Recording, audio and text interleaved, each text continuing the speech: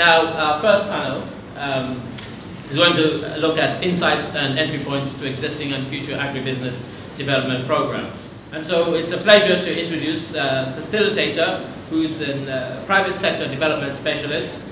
I'll embarrass her by saying I know her father, and so I'll be reporting on her performance here today. No pressure. Ladies and gentlemen, please give a warm welcome to Onassis Kinte Walker.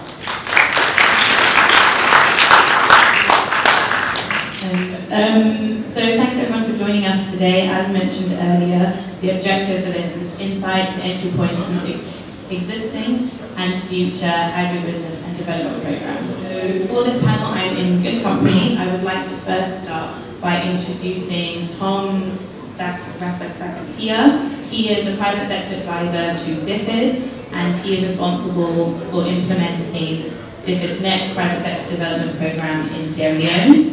To his right, we have Suleiman Sase. He's the project coordinator for smallholder commercialization and agribusiness development project funded by the World Bank.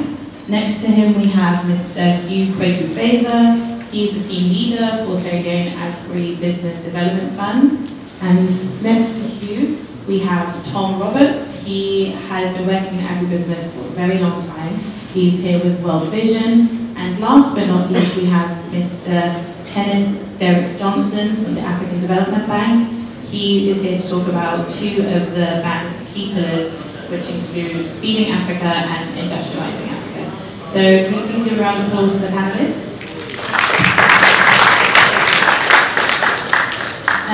So I think we'll start easy. I would just like them to introduce their programs and tell us how this relates to agribusiness and the diaspora. Can we start with Tom, please? Thank you. Good morning, everyone. So some of you might be aware of our previous private sector development program, SOGA, which worked quite a lot in agriculture, helping smallholder farmers increase their productivity. Our new program is going to have a much broader scope. We're going to focus on the tradable sector, which is Sierra Leone, so companies that can export and import substitution. So in Sierra Leone, that's broadly agriculture, including agri-processing, tourism, light manufacturing, and fisheries. But obviously, with such a high proportion of people working in agriculture here, we're going to have a large focus on agribusiness. So our program will do two things broadly. It will work to support markets, to support firms, to grow, to employ more people here. But also work on the business enabling environment, which is something that the last program did less work on. So there are a number of external constraints to firms that, as were mentioned in the video, in fact, that prevent them from growing. So we want to work with the government to help to try and solve some of these. Thank you. Okay. The SCADA program, Smallholder Commercialization and Agribusiness Development Project. From the introduction, we had its World Bank funded program, and it's been done in partnership with, fortunately, the FID for some components of the program. What we do is basically to help commercialize agriculture, and this is done by fostering those linkages between smallholder farmers and agribusiness farms. And this project is building up on earlier interventions in the sector, but realizing that the focus should really be, as we target the smallholder farmers, it's better we do that through promoting those linkages that are there between the small farmers and the agribusinesses, because we expect the agribusinesses to know better ways, have access to better ways of doing things, which they will now use to develop the small farmers as well, and to promote that symbiotic relationship between the two. So whilst the agribusinesses would give their experience, give access to improve plant materials to the small farmers will also use that knowledge and their access to inputs to produce more and supply the agribusinesses, because they need to also meet their processing capacities. And in the end, also support both of them to market the commodities that they produce. I think that's the key thrust of the program. And in doing that, we address key issues of access to finance through different windows, which we might have an opportunity to go into, We also help link the farmers to markets to feed-a-goods that we do. Also supporting the government and the private sector as well to coordinate the efforts of the two players, the private sector and the small farmers. Basically, in a nutshell, that's what the project does. We'll have an opportunity to go deeper into that areas. Thank you. Good morning, everybody. Our project, the Leone Agribusiness Development Fund, is actually one of the components of the project Sulaiman mentioned, SCADEP.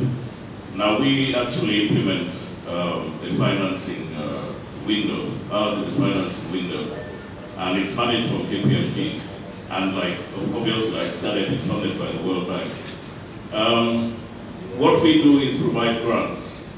We provide grants to agribusinesses, but the ultimate beneficiary is, or are the smallholder farmers or outgrowers. Because as Sulaiman just mentioned, we want a win-win situation wherein the agribusiness, that's a company that's in agriculture, usually a processor, but sometimes they also have their own nucleus farms. They have to work with an appreciable number of smallholder farmers. When I say appreciable, let me just give you an idea. For example, in rice, the rice farmers or the grantees that we have already, or that we are funding, most of them are working with a minimum of about 2,000 to 3,000 smallholder farmers. So that's sort of appreciable. Although in poultry, it's smaller, probably up to about 50, 100 smallholder farmers. So we're trying to encourage or build up a relationship between agribusinesses and smallholder farmers. And as Sulaiman just said, it's a win-win situation, and that is where, for example, I see as an entry point for those in the diaspora who do not want to, who are not here, well, obviously in the diaspora, who cannot apply or unable to apply directly, maybe because they're not here to directly supervise, but at least they can invest in helping an applicant, an agribusiness applicant, meet their matching contribution. Maybe before I hand over to Tom, just one more. One of the objectives also of our project is to catalyze commercial financing for agribusiness. And I think we're happy to, well, I'm happy to let you know that we have 9 grantees at the moment from the first round. And at least about half of them have been able, because they're getting our grants, have been able to, or will be able to access bank loans. Some of them are working on bank loans and other commercial investments. So I would like to think that we already we've started meeting some of our objectives. I'll stop there for now and hand over to Tom. Good morning. Mine is just the broad strokes of what we have been doing rather than any specific project that we have going forward. The focus of, well, let me talk about my own personal experience working for the organization. It's been more to make farmers visible. I remember when I first came back in 2003, speaking with a lot of the business people and the private sector. There was this consistent drum of there are no farmers. We don't see the farmers. Or rather, we don't want to see the farmers. And this environment was not actually useful for either themselves or the producers. So the focus of my experience has been to make farmers visible through, informal institutions and then formalizing them, like farmer field schools, and clustering them and helping them to register as farmer-owned businesses, and then linking them to markets, getting them to work along the value chain. During that time, we also realized that not much attention was being paid to women, really own the businesses or enterprises in the rural community. So we had also to find a way to actually make them visible and make them look good so that investors can actually talk to them. It's hard for external people to talk to a farmer-based organization that is not really a legal business. If I am bringing in some money, I would hesitate to work with a farmer-based organization because it's just an organization. It's not a business entity. And we've been working around this policy issue. I remember a long time ago, FAO and ourselves were, kind of talking to the government to look at the old cooperative law and try to, put in a few things and change the cooperative law so that entities that were being put up, like farmer groups that were successful, savings groups that were good and had a lot of money, would actually form their own companies. And we actually cited the different countries. India had the same. Remember, all the British colonies had cooperatives. But a lot of these colonies have actually gone back and reformed that policy to encourage the growth in the rural communities so that those people who are there, who are the small farmers, can easily transform themselves into businesses. But this is an environment that we still have in our country that I think will help us, change the landscape and make farmers be able to link up successfully with businesses. And I tell you, it's something else that we need to do is to look at our women. Now, when they go to the banks for loans, they have to go with their uncles or their aunts or their husbands and brothers. It's untenable. So we need to clean up all of these. It's not that these people are not hardworking. They are good entry points, very hardworking. Look at the short video that we just saw. Most of them are women. They are good business people, but it's so difficult for them to link up to these, businesses, investors, and stuff like that because we don't expose them. But these are possible. These are potent entry points that people from the diaspora can link up to.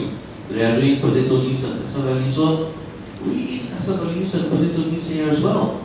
So it's a market, but you don't see it here. You don't see the good products here. You only see it in London. Well, you also need it here. So these are points that we need to look at. These are the entities, the community entities that we also need to look at and develop so that they too can access finance, access credit, and do formal business with the diaspora and with different enterprises that are out there. The African Development Bank is Africa's bank. The African Development Bank is Africa's premier development bank. So what that means is that we coordinate, we organize, we implement, and we assist in the execution of various projects. As the premier development bank, it is a role that we take very, very seriously.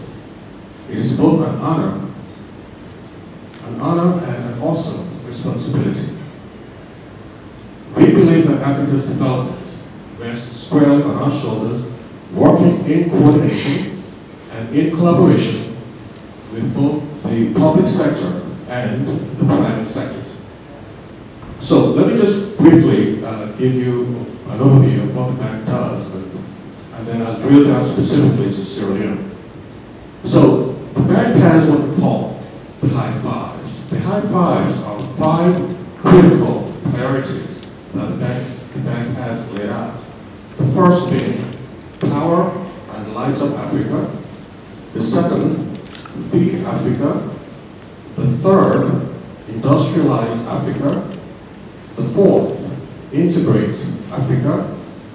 And finally, improve the quality of life of Africans. Now, many, if not all, of the African countries can benefit from all of these 5 priorities. I know for sure that Sierra Leone can benefit from all of them.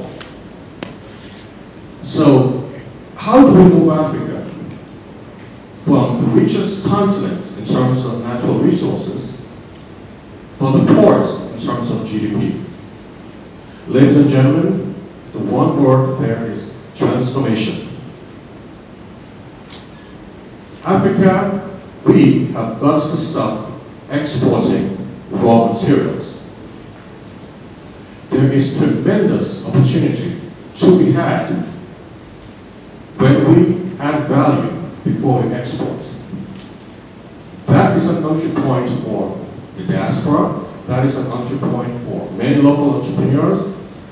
And we are singularly focused on ensuring that if we are going to improve the lives of Africans, if we are going to industrialize this continent, it is essential, it is vital that we add value to our natural resources before they're exported. So, what does that look like? And what are the critical sectors? Well, let's take Sierra Leone. Sierra Leone has plentiful diamonds and other minerals, but they get exported in its raw form. I'm working on a project right now in Abidjan where I'm looking at cocoa for both Côte d'Ivoire and Ghana. Combined, they produce 2/3 of the world's cocoa beans.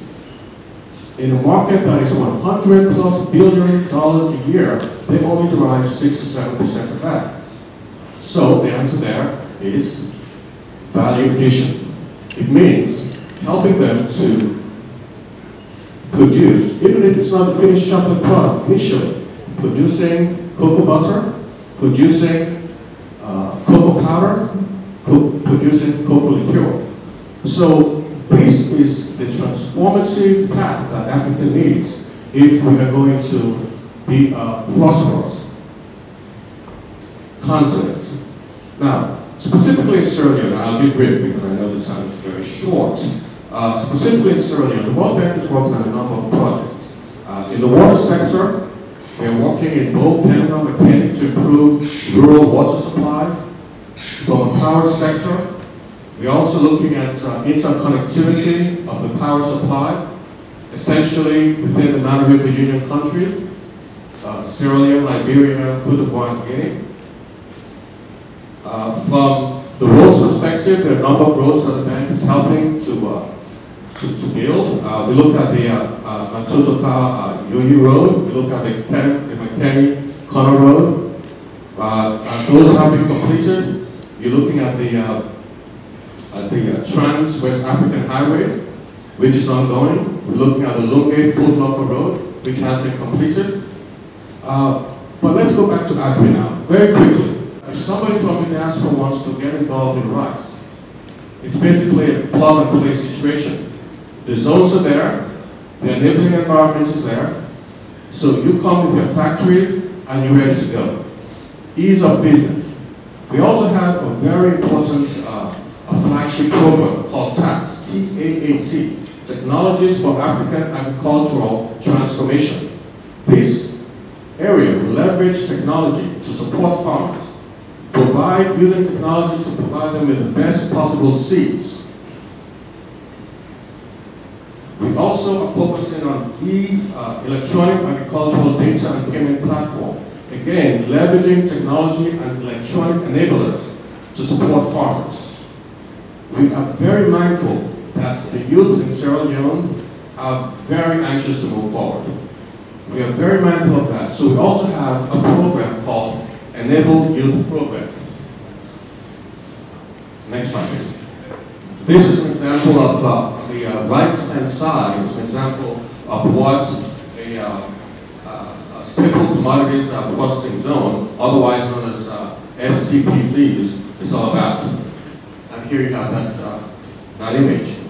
So, ladies and gentlemen, I ran through this very quickly. I'll be available for questions, but I do have some questions for you. One of which is, we at the African Development Bank don't want to be overly prescriptive We also want to hear and listen to what the private sector is saying. And so we have a couple of questions. The first being, where is the most appropriate sites to locate an agro-industrial zones in Sierra Leone? That is not a rhetorical question. Come to me, come to any of my colleagues. Let us talk about that. We want to hear from you. We want you to be part of this. We want co-ownership here. The next question is, what incentives does the private sector expect when investing in Sierra Leone? To the extent that we can help you remove obstacles, we are here, willing, able, and ready to do so. Thank you very much. Thank you very much for that overview. We're going to move on to questions now. I will urge the panelists to be brief as I'm cognizant of the time. So my first question goes to Tom from Difford and Hugh. Could you please outline the diaspora's involvement so far in your programs and your funds, and how do you see this shaping up in the future? Thank you, and I'll be very brief. So yes, in the past, our previous program, as I mentioned, SOBA, we did employ a few diaspora, and it was really beneficial to have that insight. I think diaspora bring not just sort of cultural understanding, but understanding of the politics, of course, as a language, and I think something that Sierra Leone has sort of perhaps suffered from since Ebola times has been people flying in for a couple of weeks and flying back out for a few months. Those diaspora are more likely to stay here and actually really get to know the context. So in our previous programs, we haven't necessarily, our previous private sector development program did employ diaspora, but it wasn't necessarily a sort of intentional objective. For our upcoming program, it will be, and we will want to engage people in the country, but also in the UK and Europe to contribute their skills to the program. Yeah, thank you, Onassis. In terms of the diaspora involvement, there have been a few, certainly in terms of applications, there have been a few direct applications.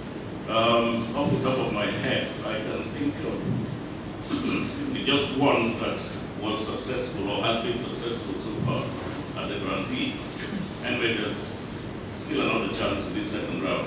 But basically, we have had applicants who have come in from the diaspora and have set up, especially in oil palm and rice, have set up agribusinesses and are looking for funding. They come with their own money, so that's an entry point for a lot of them. But some of them also have applied in terms of, as Mr. Johnson said, in terms of value addition, things like packaging and adding value. So as partners of an existing or larger local business firm here. So far that's what we see. Thank you both for your questions. So my next question, my next question I will direct both to Suleiman and Hugh. I understand that you both are currently working on both World Bank funded projects, and it would be interesting to understand how you tackle the key barriers to agribusinesses, and what strategic areas do you think people from the diaspora can come in to help these key barriers? Okay. Well, I think it's useful to mention that the programs we work on are pretty much the same programs. The SLADIF, the Agribusiness Development Fund, is one of the funding windows within the SCADEP program, because the SCADEP looks at a broader picture beyond just the issue of finance to agribusinesses. So much of the discussion as it relates to the SLADIF, I will leave that to Kwiku, who manages that more directly. But SCADEP is built around, like I said, addressing key bottlenecks, challenges that you mentioned. From previous interventions, we realized that those key issues related to finance, for instance, have had a lot of involvement of agribusinesses and even the diaspora colleagues to come in and invest in the sector. And so the project is designed to be able to address that bit of it. particularly the slide which I said People is managing and will give more details on.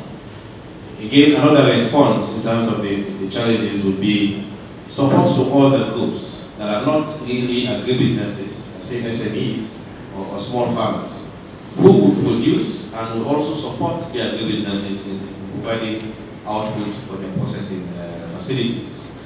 So those are also addressed separately in another window. It's a smaller window, it's not up to 500,000 for the that we have for the slide. That's a maximum of 50,000. But for the smaller groups who can produce and also provide their outputs for their agribusinesses. But beyond these, we realize there are issues also relating to capacity. And like I said, the project looks at those border issues. So for instance, you have the agribusinesses, they will come in with their money to invest, and government will provide some resources, say with the slide for instance. But then, those agribusinesses will need support, say from government institutions in terms of extension services, or even from the private sector where that exists. And again, for me, that is one key entry point which in discussion, you will see that private sector can also come in terms of providing, partnering with government to provide extension services. And so this project provides support for government, the Ministry of Agriculture, provides support to SLICA, the Agribusiness Development Outfit, which also supports those agribusinesses, to be able to get them to the level in which they can function very well as agribusinesses and link them up to markets as well. So that addresses that link also. So it's really a response to those different challenges. And the issue of access to market, like I said, you would have an agribusiness establish their own farms and processing facility in the location. And then they work with our growers. If it becomes difficult for them to carry their produce from the farms to their processing facility and to the market, then it becomes a very big process. So our project also seeks to address that element by rehabilitating and maintaining feeder roads, mainly those ones linking those small farmers to the agribusinesses and to the market. So, in a nutshell, I would say the project seeks to address those issues of finance, challenges to finance, challenges to access to markets, and then the capacity challenge and coordination as well, which is done through SLICA for the agribusinesses and the Federation of Farmers and the Women's Forum, in the case of the small farmers and SMEs. Yeah, thank you. I think I'll just mention two, not to say barriers, but barriers suggest something that you can't get through at all. So I'll call them maybe hurdles that you can jump. Temporary barriers. Temporary. Yeah. I think the first one is getting a matching contribution. As I said, our grants have to be matched. And we know that the access to finance and to different types of finance is very limited in Sierra Leone. We don't, for example, have a stock exchange to equity or debt finance, either one, which is why we're giving grant, which is neither. But so, access to finance is very limited. So getting your matching contribution, if you want 500,000, you have to contribute 400,000 in cash. That's a lot. So that is a hurdle you have to address. But it's not, obviously, it's not impossible. As I said in my earlier in the introduction, one of the objectives of this project is to catalyze commercial finance. And out of our 9 grantees we have so far, at least I think half of them have been able, because of the grants, to get commercial banking finance from Sierra Leone and also investors from outside of Sierra Leone. The second one I'll mention, which is a bit of a conundrum for us, is having a track record. Our fund is very limited. It's actually only 9.5 million, and we've almost spent all of it, or about to. So it's very competitive. So we're looking for, I'm not trying to say that startups are not eligible, but we need to be able, you as an applicant have to demonstrate, not just by writing a lovely concept note on paper, that you will do this, you will do that, you have this expert and so on. But you have to be able to demonstrate that you have some track record in agriculture or in agribusiness. Or even if you have expertise in other areas, management, governance, and so on, because part of what we're looking for is not just for agriculture and produce, but we need a well-run, formally well-run operation. I don't want to pose a question, but I think when I had a side discussion about this, we are focusing on value chains, but when you look at the value chains and the provision of business services within and between the chains is an area where we need to work on, because the businesses will not survive if we don't have those appropriate services being delivered at the different points. And I think this is a good entry point for the diaspora, because you have the experience out there, you have the capacity to deliver this. This is an area that needs to be strengthened, because we'll have all of these grants, we'll provide all of these grants to people, and they will do stuff. But then when they want to package, there's nobody to provide that service. When they want business advice, there's nowhere that they can go. It's a key point. It's a key area within the value chain work that we do, and we're not seeing that service within, or a lot of it. And there should be a lot of it for the businesses that we're developing. It should be there, and that will help them to grow and to be sustained. Thank you for that point. I know that in Tom from DFID's previous program, they addressed some of these issues in terms of looking at the systemic issues in terms of agribusinesses. Tom, how will your program try to address these issues while bearing in mind the input that the diasporas can potentially have? Sure, yes. So just to perhaps expand on some of these systemic issues. So I think, I've only been in Sierra Leone for about a year and a half or so, but whenever I go to any of these forums, people always mention we need to work on rice. And I'm sure for the last 10 years or 30 years, people have been saying we need to increase the rice production, yet nothing seems to be happening. And part of the issue is very, very complex. So within rice, you've got problems in seed, you've got problems in fertilizer production, farmer training, aggregation, processing, distribution. The whole value chain needs to be worked on at the same time for it to be a profitable venture. But then outside of the value chain, there are issues in the business environment. So importing, exporting, you've got land acquisition issues, there's the EPA, there's sort of the government involvement in the agriculture sector as well. So I think from the previous program, we tried to work on the value chain specifically, but we really want to work with the government going forward. We want to understand what their vision is and help them develop work with their long-term vision for the sector, and look a bit more broadly. I think one thing that donor programs have perhaps done in the past is perhaps focused on helping a smallholder farmer go from, say, $50 a month to $60 a month. But I think if you look at where Sierra Leone wants to be in the next 30 years, do we still want 60% of people making $60 a month? Or do we want a highly productive commercial agriculture sector with agribusinesses, factories processing these plants, the crops, generating jobs in Bo, in Kenema, and so on and so forth? Do we want Sierra to be exporting those high value crops to Europe and using these funds to sustain an education system and a health system? Having that long-term vision, I think, is something that the donors need to do in conjunction with the government, and to be a lot more ambitious. So I'm not sure if I answered your question there, but that's just a point I just wanted to make. I think yes, absolutely. So from our point of view, we need to engage diaspora. I think we've struggled to recruit diaspora to tap into the networks in the future. I think I would strongly encourage in the UK, in other countries in Europe, for diaspora networks to be set up sort of contact points where programs such as ours can sort of get access to diaspora networks, so we can post job descriptions and they can get to a broader range of people, so we can access these people, not just the same people that we go to over and over.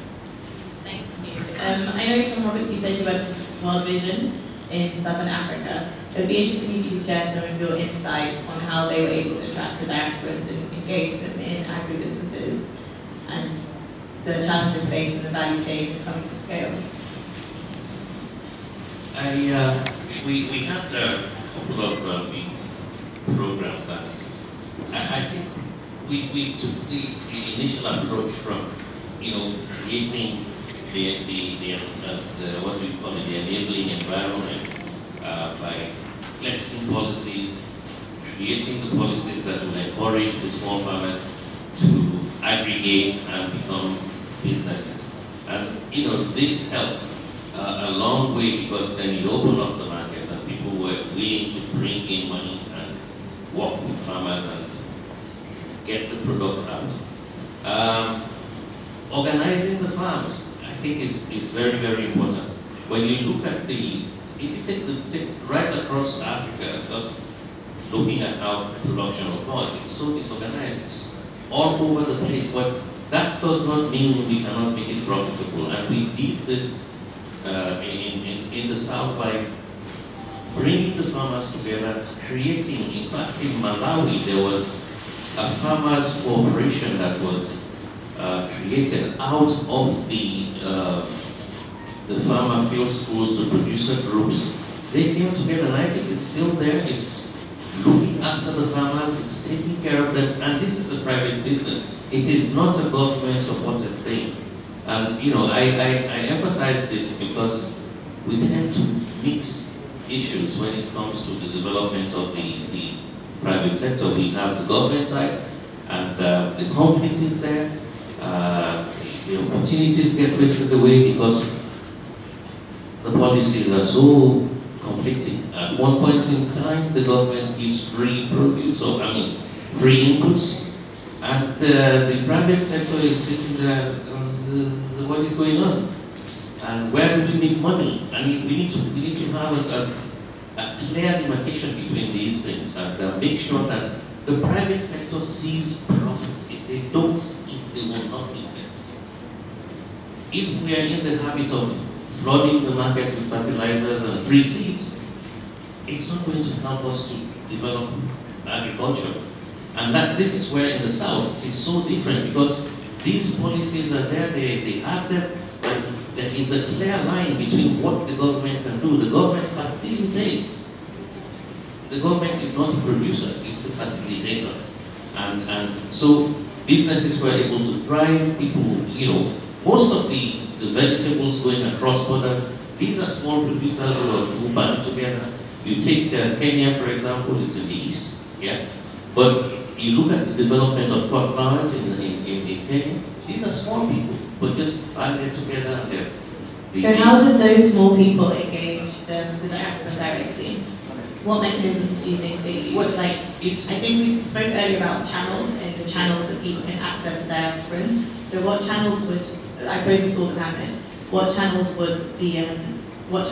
would you say are available to access the diasporans? Would you recommend from your experiences? Forums like this will help bring people together and have that discussion. In the South, we have a lot of these engagements and meetings with private sector organized stuff that look at possible investments and then encourage, make that link. It has to be in an open platform, and you get people engaged that way, because if people see it, then they will go for it. If they don't see it, nobody goes for it. I think this is where, again, I feel that the development partners need to step in and support that process, because it has to be an ongoing process, especially for countries that are really down there in terms of development. So help them to build that bridge and open up the private sector to different investments, whether it's diaspora or... So, Mr. Kenneth, I know we spoke earlier about the African Development Bank, and they have an interesting way of approaching diasporans. Maybe it would be helpful to share the bank's approach with some of the other panelists. Sure, and just before I answer that question, to my previous colleagues on comment. I think that is important.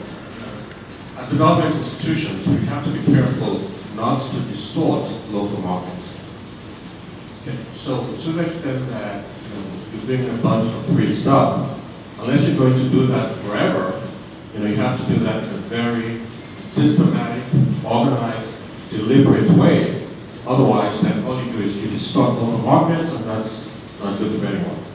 Now, getting back to your question, I think that we at the African Development Bank take the diaspora very seriously in terms of how we calculate and how we compute development. So what the bank has done is to hire a consultant that is actually from the diaspora, plug him into Abidjan, to look at avenues, to look at entry points, to look at ways that the bank can more fully and deeply engage the diaspora.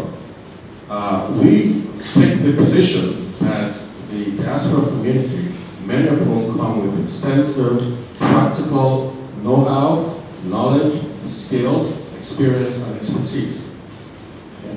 And we feel that it would make sense to engage the diasporas, many of whom, again, would like to get into various businesses. Farming is something that if I were to ask many diasporas, they'll say, oh, well, maybe no, and that kind of thing. But farming is becoming sexy. We are inputting technologies, we are inputting, as we talked about the e-farming, and using various technologies, right, that will make farming much more interesting and exciting. But post-farming, when we talk about now entering into the value chain, into the various value addition, where tremendous profits can be made. I think it is immensely important that we engage the diaspora. And of course, if they come with their skills, the land is here, the agricultural, the rainfall is here. We at the bank want to create an enabling environment along with the government to ensure that when the diaspora comes here, they are not frustrated. I think perhaps they're not able to do a lot of these things because of funding or whatever, but I think that's a good point for the diaspora to discuss investment opportunities, because they have, I think, if I remember well, we did actually develop some portfolios that, investment portfolios that they were supposed to shop and look at. But it's a good point. They can actually organize the meetings. They can be targeted meetings for specific value chains or for specific investment opportunities. I think they only just need to be supported and given the room to really do the jobs. Just very quickly, I think maybe what we need is to bridge the gap between the diaspora, the potential diaspora investor, and the needs. Because, how does one in the diaspora know that there's this opportunity, or this gap? So there has to be some sort of platform where one in the diaspora can go to the internet, click and find out what's required. Yeah, I agree. Those linkages are important. I was also going to speak on the similar point, because yes, we have to come to terms with the particular reality. In Sierra Leone, we would all think we have the capacity, but there are a lot of limitations to capacity here. And until you get to doing certain things, that you realize that yes, there are challenges with the capacity. And so, whilst the government, I'm not speaking on behalf of the government, but whilst the government is doing its bit to create the enabling environment for the diaspora to thrive, I also want to challenge the diaspora. Most of them have extensive knowledge, and there are studies that have been done in the country, I know, for particular commodities, and I think Tom just gave us an idea of the chain, the value chain for rice, from inputs to production right through to markets. There are studies that are being done in the country which identify entry points, potential entry points, for which even if something is being done on them now, say production for instance, people are producing and they've been producing for many years. But then there are particular things that can be done by people who know better than what is being done now. And those are entry points that the diaspora can consider. For instance, we struggle a whole lot with inputs. Say seed rights, for instance. The focus has been encouraging the public sector institutions to produce seed. But then, private sector can come in very strongly and multiply seed and sell. I mean, those are areas which are new, and I know one or two people who are venturing into that. And I tell you, it becomes very profitable over time. So, my point is, there are various studies which the diaspora can also make an effort to find out about.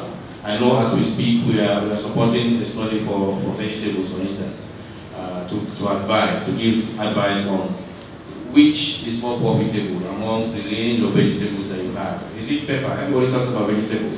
Or is it pepper or eggplant or okra? When a study like that comes out, the results are out, it is for people to identify where they can come in and make as much returns as they possibly can. And I think Tom also mentioned the issue of high impact commodities.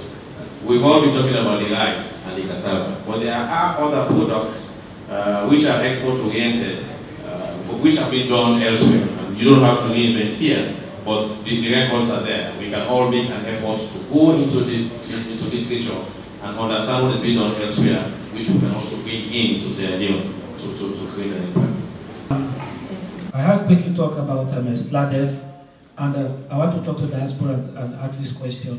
It is not a rocket science. It's down to earth and it is real. I stand in here as I gave my presentation yesterday. I've just got $620,000 matching grant from SLADEF, so it is something real. Diasporans, we've heard a lot about, Sierra Leoneans can say this, but it's not existing. I just want to allay your fear. It is real, and I am a testimony of it. I want to ask Kenneth this question, man from the African Development Bank. I have a 3-year contract with SLADEF implementing my project. Alongside the road, I realized that there is a gap. I'm in a rice value chain business. And for me to speed up my production and adding value to rice, I realized that there is a gap which needs to be filled. And I don't want to revert to SLADEF because their funds are limited. Can ADB work alongside with World Bank? Should I make application? If yes is your answer, how? Is it a grant, a matching grant, or a loan? I want to know that. Thank you. So let me start by saying that the African Development Bank, yes, does work with development partners, of which one of them is in fact the World Bank. So there have been numerous projects where we have worked together, whether it be parallel financing or co-financing, because we don't believe that any one development institution can handle everything, while we still maintain that we are the premier development bank on this continent. Now, more specifically, I think it's rather difficult to answer individual questions. So, the bank obviously does a couple of things. The first is what we call sovereign operation, where we work directly with various governments to ensure that we have the right tools, enabling environments is in place, and to help to facilitate a variety, a host, a range of value chain opportunities. We also have, private sector windows. We also have what we call transitional state funding, where we look at about 20, we actually count about 20 countries that we consider to be in somewhat varying levels of fragility, and so we have a special fund for that as well. So what I would ask you to do is maybe, because rather than speak to one specific case, I'll be happy to talk to you and get, more insights into your specific situation, and perhaps I think we can do something together. Okay? Thank you. Another question. a lot of the information you've given us has to do with grant. I'm looking at myself as a potential diaspora investor, right? I may not be a farmer, or I may not want to do farming, but I may have money to invest into some business that's doing farming or into some agro-business. How do I go about doing that? And besides trying to invest money into some business that exists, what about some of my other colleagues who will want to, they have the skills, they want to come in country, they want to team up, they want to form a company, and they want to do what we are used to doing in the diaspora, which is I write my business plan, I go to a bank, I go through some process, they probably check my credit, they validate that I am credible enough or they can trust me based on my experience and track record from some other things, and then give me a loan at an interest rate that I can actually manage as opposed to the 30% today. What can you do to help us get loans from banks instead of grants? Because I don't believe in grants. It's free money, you can do whatever you want with it. It's a loan, it's not free money, you have to pay it back, you'll be more serious about it. Thank you.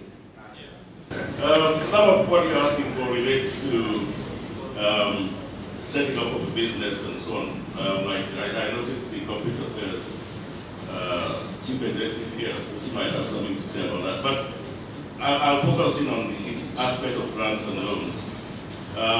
Speaking for our project at least, the grant is really a catalyst to assist investors or agribusinesses get a loan. It's not sustainable, it's not a long-term thing, it has to stop. It's not indefinite. So I do get your point. It has to be commercialization.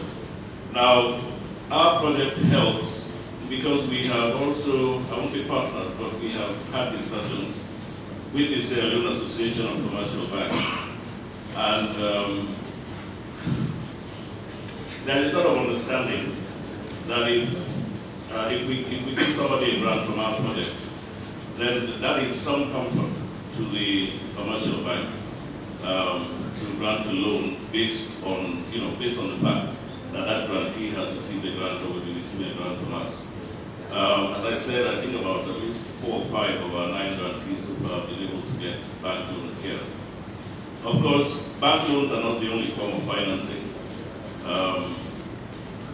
There are also investors like the diaspora we're talking about. But if you have your own capital, you can invest that. But in terms of getting a loan, that's the best I think our project can do. We have a relationship with the banking association. And they have, so far, they seem to have been responding in terms of working with the grantees. A lot of the other issues we talked about, I think, are outside, not just about getting loans or accessing finance. Maybe just to add, it's comforting to know that there are people who would rather maybe go for the loans as opposed to the grants. But like I said, the grant was just to start off the process, because again, we believe, like it says, it's a 50-50 match. So if you were to go for a loan that was 30%, like you were saying, if 50% of your funding is coming in as a grant, somehow somebody can say you're getting the 15% interest rate on the loan element of it. If your match is actually a loan. But then going forward, I know the Ministry of Agriculture is currently developing another program with the bank, which will address some elements like these. So like you said, you have your money or you can access resources from somewhere, but you don't want to get into the farming yourself. There are services that you can provide as an agribusiness. So you're not necessarily cultivating, but you are providing services to the farmers. And for instance, one of the programs that we'll get in that project, which we expect will be approved this year by the end of the year, say introducing a tractor scheme. It's called Agribusiness. I think the colleagues from the should be familiar with it. It's been introduced already in countries like Nigeria, in which you provide tractor services to the farmers. So you are not cultivating as such, but they need that service. And the project will support you to set up a scheme like that, and then you offer the services to the actual producer. So that happens for other areas along the chain. So not everybody has to go into production as such, but there are areas along the chain where you can come in and give your own contributions.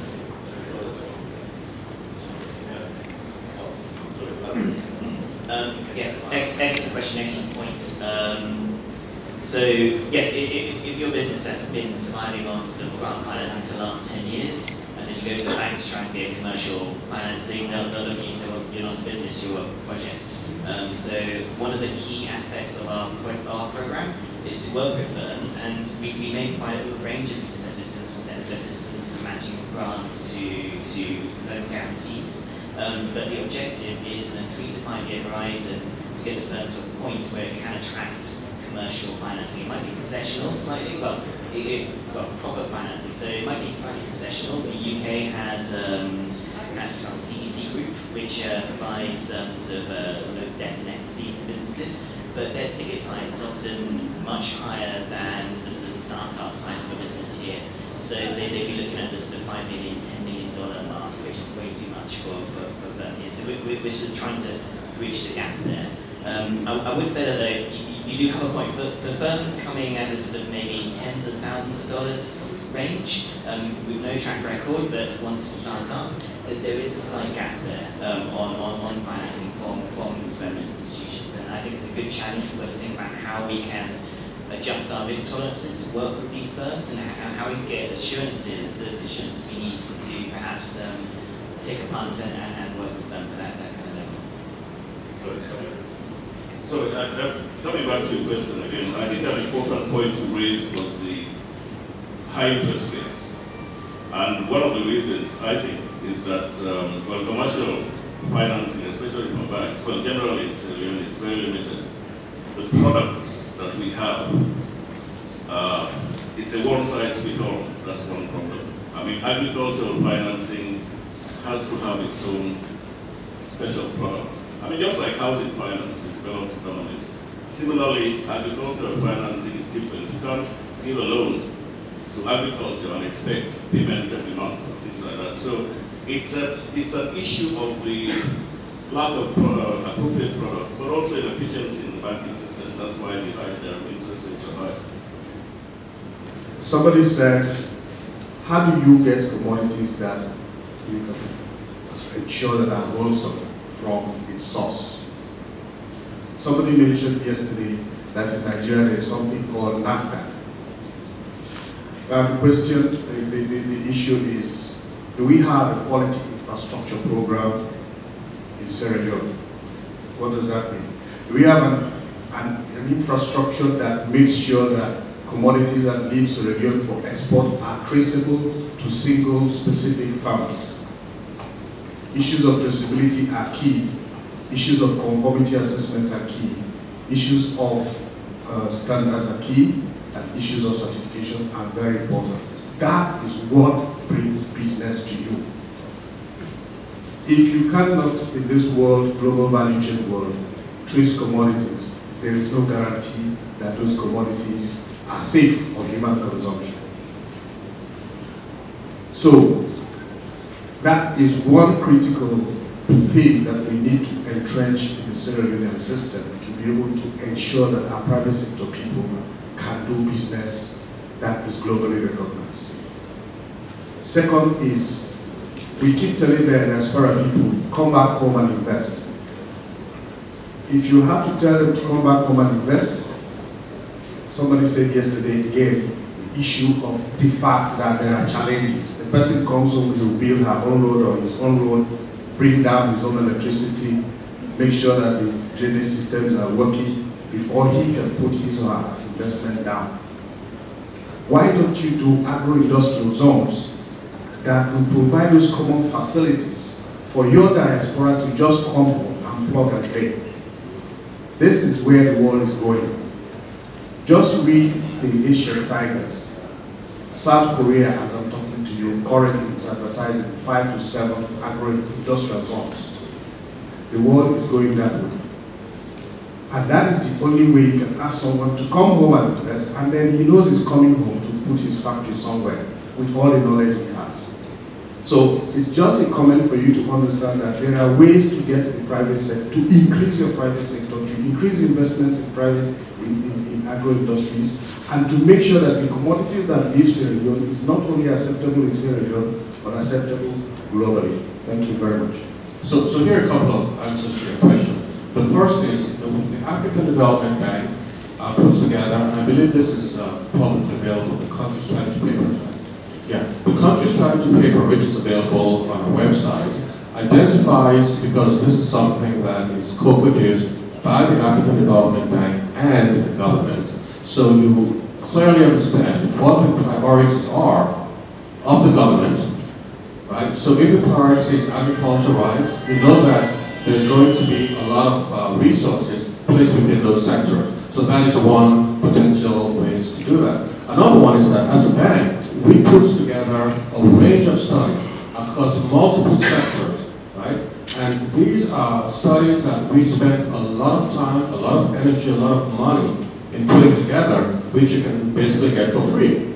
And these studies can help you in identifying opportunities. Finally, there is a question about bank interest rates. There have been situations where the African Development Bank works with local banks, right, where we can fund local banks, but give them the clear instructions that interest rates should not be above a certain level. Because obviously, if the interest rate is too high, then it becomes a significant obstacle to economic development and growth. And finally, let me say that I commend the gentleman that talked about, not wanting grants but loans. And there's something that is called moral hazard. And what a moral hazard is, for those of you who are familiar with that term, it is a situation where somebody gets basically free money, they have no stake in the game, right? And they take crazy risks, they do things that they would not have done if it were coming from their pocket. That's called moral hazard. So I commend you for saying that you want a loan and not a grant. Even though grants has its place, don't get me wrong, it's very important, but it should only be a temporary stepping stone. Thank you. Just for final remarks, can all the panelists just end by telling the audience, how can the audience who are from the diaspora get involved in your programs or your fund? Like, what would the one takeaway thing be? Beyond today, how can they get involved? Can I start with Tom? We have been directed at my project. Well, buying into our process, our project is, I guess the entry point is really to go on our website, which you can take down the website now, slabf-sl.org.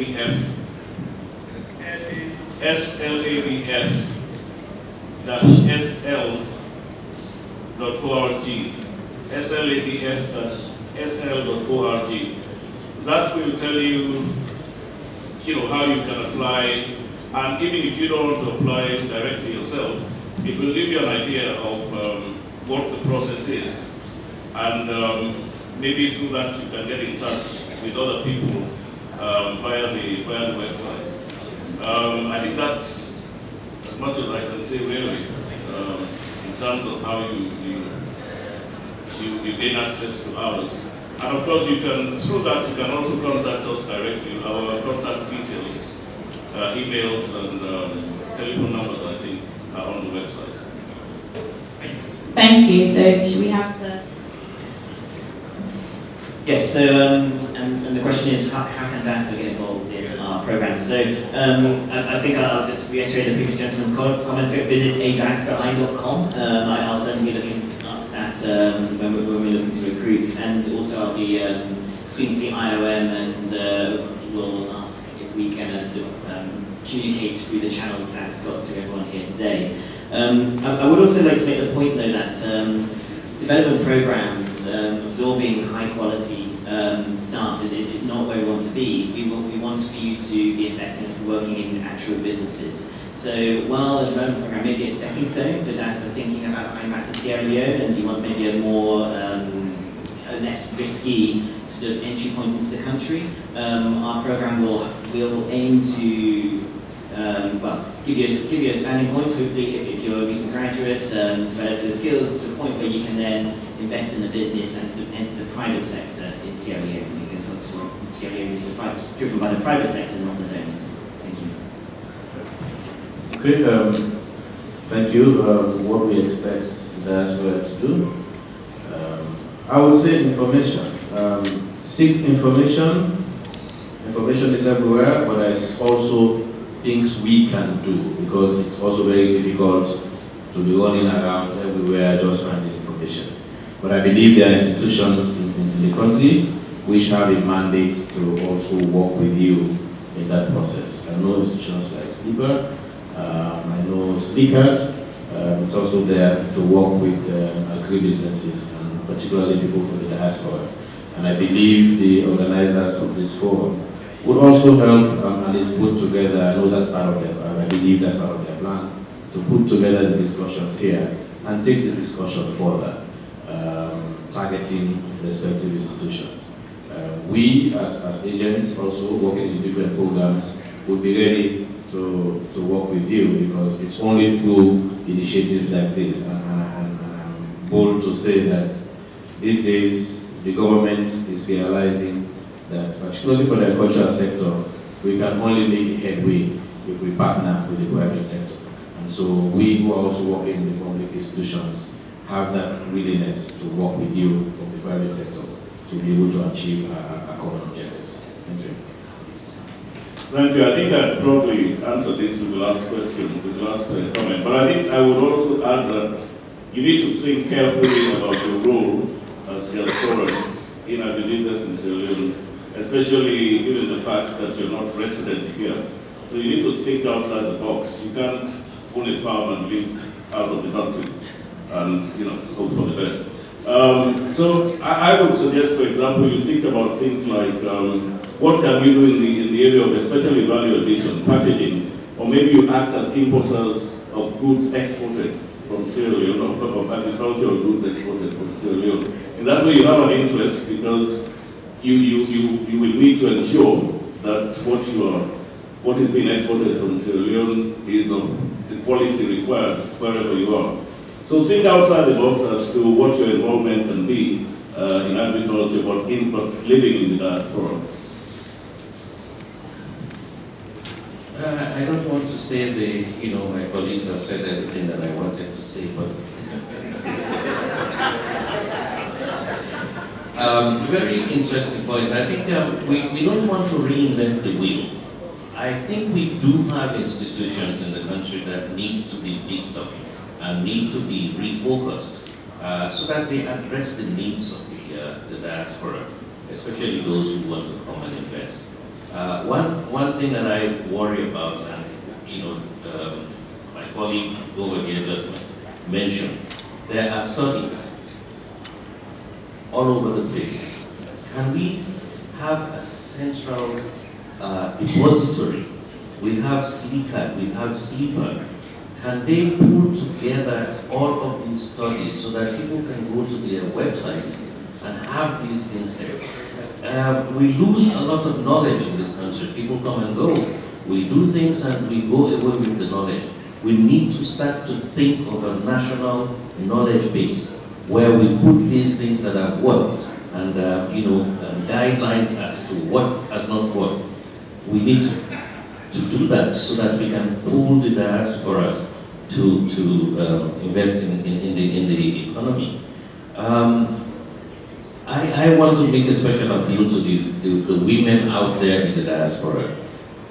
Bridge the gap between yourselves and the women in the rural communities. They are farmers, they are the producers. Don't mind us men who talk about being farmers. It's the women who are really doing the job. So it's much easier for you to link up, help them to do it, you know what is involved, and we will do the rest of it, because I think there is also a little bit that the government needs to do in terms of creating that enabling environment, and also helping small farmers to become businesses, legitimate businesses, not registered with social welfare or any other person, but having a business license that entitles them to a lot of different things, and creating also the environment for them to thrive, like provide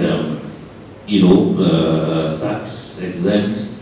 And I think this is something we also did not talk about when we were looking at what the diaspora will also be looking at. I mean, there are little packages that I think should be provided, and I think these are things that will attract you to invest.